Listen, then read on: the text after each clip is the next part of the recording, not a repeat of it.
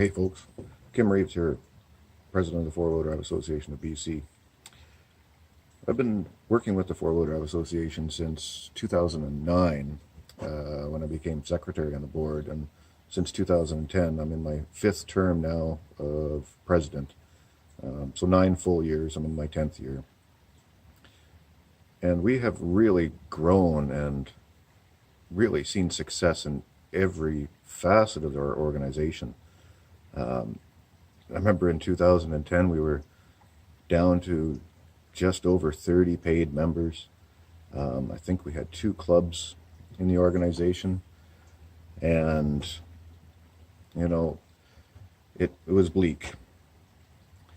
And slowly, one step at a time, we rebuilt the different pillars of the organization, held events, brought back our magazine in a bigger and better way, engaged people, engaged government, and just started walking the talk. I'm a big person to talk, and I like to think that I back that up. And I think we have. I think the growth of our organization to today, where we're at about 1,700 paid members, 1,700 paid members, unreal. 15 clubs, I think. We've got 20 corporate sustaining members, and everything is growing so quickly. And I think it's a real mark of our success, and it makes a fella contemplate what makes us successful. There are many, many recreation organizations. I look around BC. I'm involved with the Outdoor Rec Council as a director now, 4 years. And our organization is really growing unlike most. And if I look around at the 4-wheel drive associations in Canada or in the United States, I think we're the only one that's really growing, and in a big way. So why? Why are we growing? This is a question that our board has asked of ourselves, and I think it's really something that we need to begin articulating. What makes us successful? This video is an apology, and I'll get to that, but I think the context around what makes us different is about how we treat people. We're a very respectful organization, and in fact, that's our #1 rule. We try our very best to hold to that rule in our social media pages, where we, again, attempt to have wide-ranging and robust argument. Now, I use argument in the traditional sense, where people take 2 sides of a point and argue respectfully. Name calling and public shaming and just generally disrespect is not good argument. So that's the line we try to draw, and that's the line I draw in my life, and I try to walk. So knowing that, respect, how we treat others, more importantly, how they feel we treat them, that is what we try to do differently in our organization. And respecting every other is important. So why are we successful? We have the contrasting, we look at inclusivity and we look at exclusivity. Our organization, from what I gather in the past before my time, was seen as more of an exclusive organization, where perhaps we didn't represent the full spectrum of wheelers, regardless if we agree or disagree with the style of wheeling. I think under my tenure, we respect and indeed advocate for the rights and the realities of all wheelers, period, comfortable or not. I know when I started, my first big project was the Stave West Mudflats, and advocating for the rights and even for that area to be designated as mud bogging area. Not a comfortable argument, but an argument that we are bound to take because, well, those are wheelers, and we say we represent wheelers, so we have to take on these tough tasks. So Stave West and the Mudflats is really where I've cut my teeth in advocacy and in learning and in representing and in building relations with government and other rec groups and First Nations, and it's been quite an adventure, but I wouldn't trade it for the world. Why are we successful? So I think it's a number of things. It's, like I say, it's being supportive and representing all wheelers, regardless of brand or style of wheeling or make, model of vehicle, the person themselves. It doesn't matter. If you wheel, we welcome you and we advocate on your behalf. And I think that resonates. Yeah.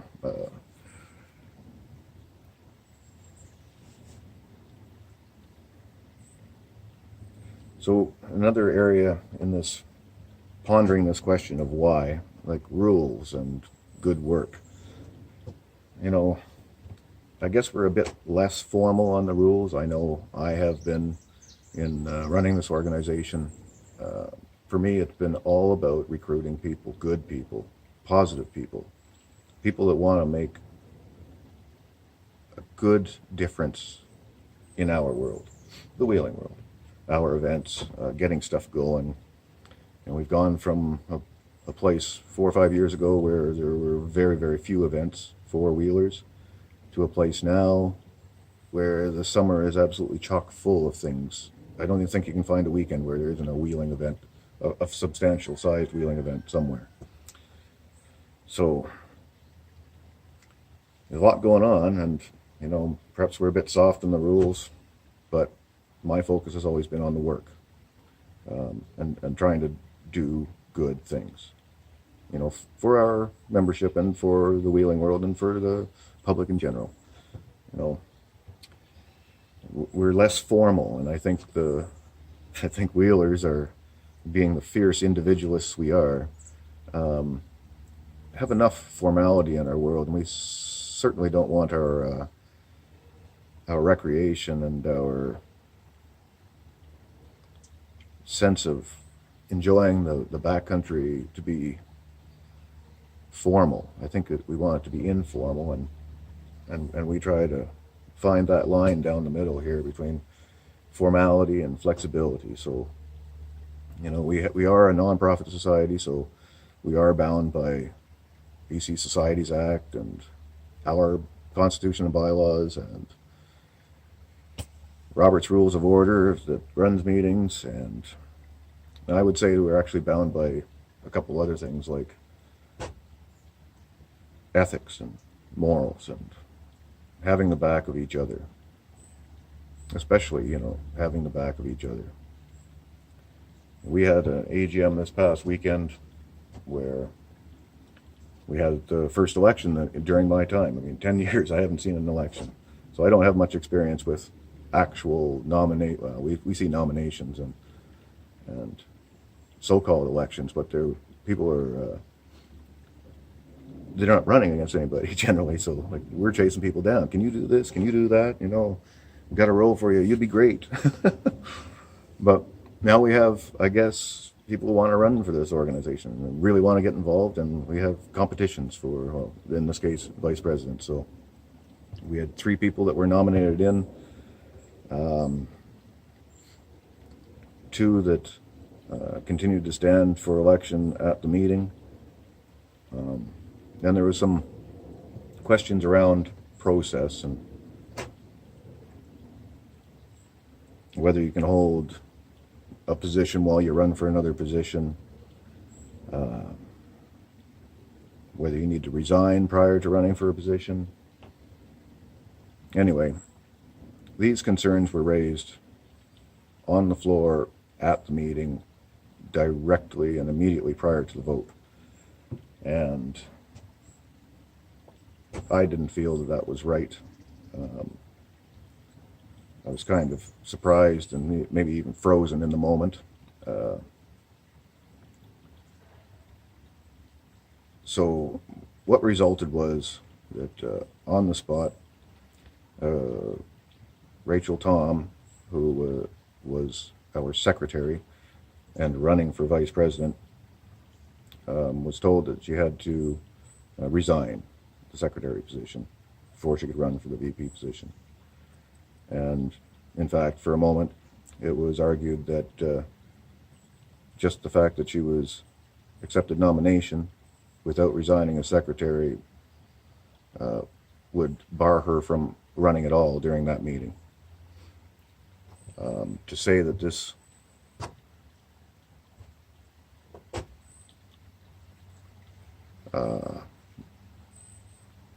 took her aback in a substantial way is an understatement.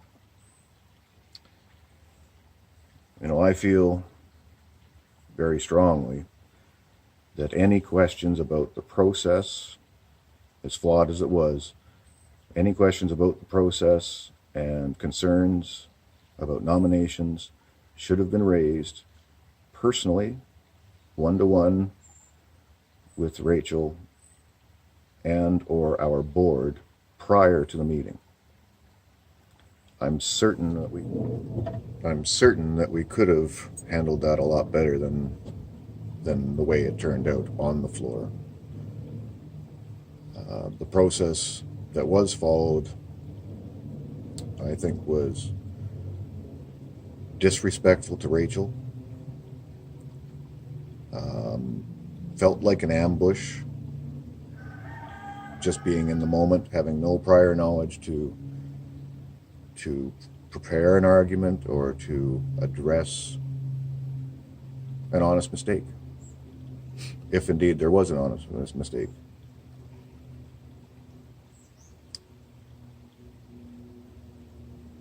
You know, Rachel's been a board member for 5 years now. She's one of the people that I've personally recruited. I'm quite pleased and honored that we are able to recruit people that are so positive and so committed to what it is that we're trying to do. You know, just good things, really, and make a small difference in our world. You know, that these people come on and embrace tasks wholeheartedly,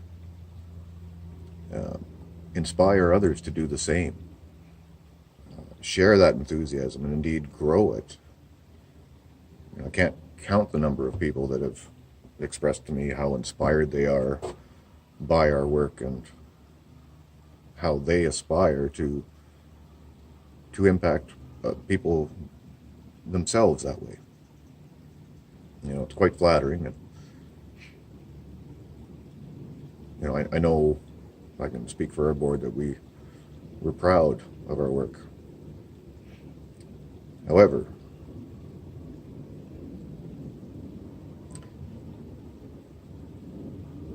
I'm not proud of that process that our board followed. In fact, I'm disappointed of what took place. It was embarrassing. It was downright embarrassing. Now, on our pages, we are quite ruthless about no public shaming, not of any member of the public, not of any member of this organization, not of police officials, government.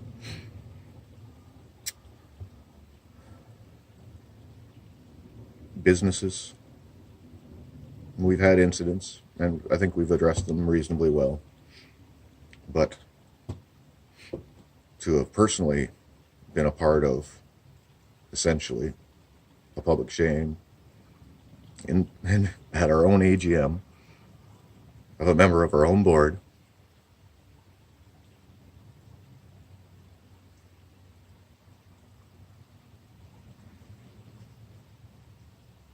yeah, I'm embarrassed. You know, it's we broke your trust in us, Rachel. We certainly didn't have your back in the moment. And for that, I'm truly sorry. It'll never happen again. And that goes for any board member and indeed any volunteer in this organization.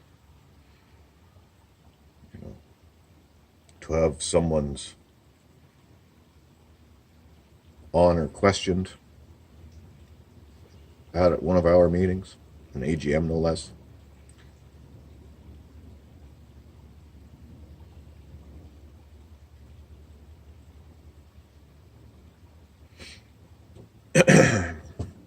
Yeah, no. So this is we just can't have that. So Rachel, I have to say that through all of that, at that meeting, as horrible as it was, especially for you, how impressed I am by how you carry yourself. I don't think there's any question that you have huge amounts of integrity, and it showed in spades at our AGM. You shouldn't have had to show how much of it you have, but we are here now.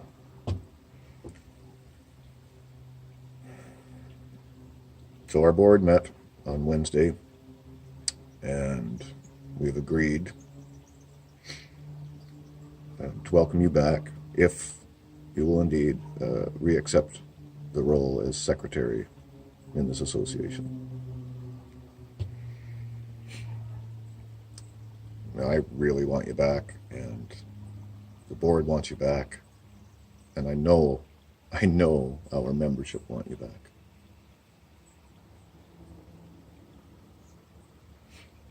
So, thanks for listening, and yeah, see you on the trails.